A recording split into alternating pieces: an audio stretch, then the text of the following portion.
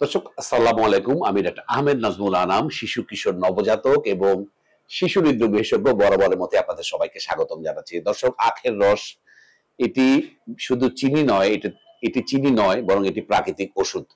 অনেকে আমাদের কাছে বলেন, স্যার এই আখের রস এটা তো অনেক চিনি, আপনি তো চিনি খেতে মানা করেন, ওই চিনি খেলে অনেক ক্ষতিকর জিনিসগুলো হয়, তো আসলে আমার বাবুকে আখের রস দেবো কিনা? আমি বলবো আপনি অবশ্যই দেবেন। কেন, এই আখের রস প্রাণ শক্তিতে ভরপুর, খনিজে ভরপুর একটি চমৎকার একটি ড্রিঙ্কস। আমি বলবো, আমি সবসময় বলি যে আর রিফাইন্ড সুগার না খাই, আপনি যেগুলো প্রাকৃতিক চিনি যেগুলো আছে সেগুলো দিন। আখের রস এটা একটি চমৎকার বিকল্প হতে পারে। এবং আখের রসের ভিতরে যে সমস্ত গুণাগুণ আছে, চলুন আগে আমরা যদি জেনে আসি, তাহলে এটি আমি আমার বাবুকে দেব, আমি নিজেও খাবো।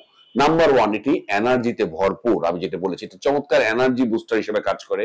এবং আখের রস খাওয়ার 5 থেকে 10 মিনিটের ভিতরে দেখবেন আপনি অনেক চাঙ্গা বোধ করছেন। যে সমস্ত বাবুরা একটু নিষ্প্রভ থাকে, যাদের একটু চলাচল স্লথ আছে, তাদেরকে যদি প্রতিদিন আপনি আখের রস দিন, তাহলে কিন্তু এটি আপনার বাবুর প্রাণ শক্তিতে ভরিয়ে তুলবে। 2 নম্বর, এটি আমি যেটা বলেছি, এটা লিভারকে ডিটক্সিফাই করে।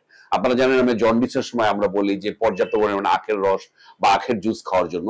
এটা লিভারের ভিতরে যে সমস্ত ক্ষতিকর যে সমস্ত টক্সিন জমে থাকে সেগুলোকে বের করতে সাহায্য করে। নাম্বার 3, দাঁতের যে ব্যাপারটা, অনেকে বলেন যে মিষ্টি খেলে তো দাঁতে জমে থাকে, কিন্তু এর ভিতরে ব্যাপারটা কিন্তু উল্টা।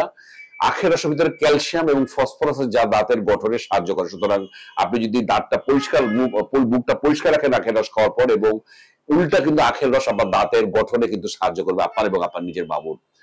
যেটা আরেকটা ইম্পর্টেন্ট ব্যাপার, যেটা আমরা বলি যে হৃৎপিণ্ডের যত্ন কিন্তু একটা চমৎকার কাজ করে। এর ভিতরে অনেক ইম্পর্টেন্ট ইনগ্রেডিয়েন্টস আছে, iron, calcium, magnesium, phosphorus, potassium, যেগুলো প্রতিটি শরীরে যে রক্তনালী এবং হার্টের যে যত্নে সুন্দরভাবে তাদের নিজস্ব ভূমিকা পালন করে। সুতরাং অনেকগুলো ভূমিকা বা রোল রয়েছে। এবং যেটি লাস্টে আমি বলতে চাই, এই আখের রসে কিন্তু অ্যান্টি অক্সিডেন্ট এবং অ্যান্টিব্যাকটেরিয়াল প্রপার্টি রয়েছে। এর ভিতরে পলিফেনল আছে, যেটা আমাদের ইনফেকশন কমাতে সাহায্য করে। অনেকের প্রস্রাবে ইনফেকশনের একটা প্রবণতা থাকে, অনেক বাবুরা পানি কম খায়। এই আখের জুস বা আখের রস যদি আপনি খাওয়াতে পারেন, তাহলে কিন্তু বাবুর এই ইনফেকশন হওয়ার প্রবণতা কিন্তু কমে যাবে। সুতরাং আমি বলবো যে হ্যাঁ, একটা আমরা যাদের চিনি খেলে বা যাদের ডায়াবেটিকের সমস্যা আছে, সেখানে তো আপনাকে আখের রস কম পরিমাণ দিতে হবে। অনেকে আমাদের প্রশ্ন, আখের রস খেতে মোটা হয়ে যাবে। এখানে আমি আপনাদের জানাতে চাই, আখের রসে কিন্তু প্রোটিন খুবই কম আছে। এর ভিতরে যেই ক্যালোরি, সেটা আমি বলবো যে নিয়ন্ত্রিত মাত্রায় আছে। এবং এর ভিতরে অন্যান্য যে সমস্ত খনিজ পদার্থ আমি বলেছি, আয়রন, ম্যাগনেসিয়াম, ফসফরাস, পটাশিয়াম, এগুলো সবই কিন্তু পর্যাপ্ত পরিমাণ আছে।